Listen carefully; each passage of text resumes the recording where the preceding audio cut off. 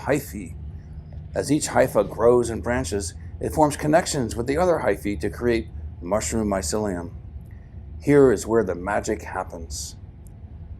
During the mushroom's mycelial stage, unique compounds not found in the mushroom fruit body are produced.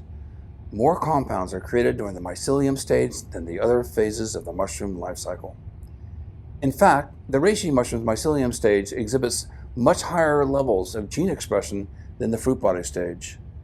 429 protein-coding genes are expressed in the mycelium stage compared to only 91 in the fruit body of reishi mushrooms.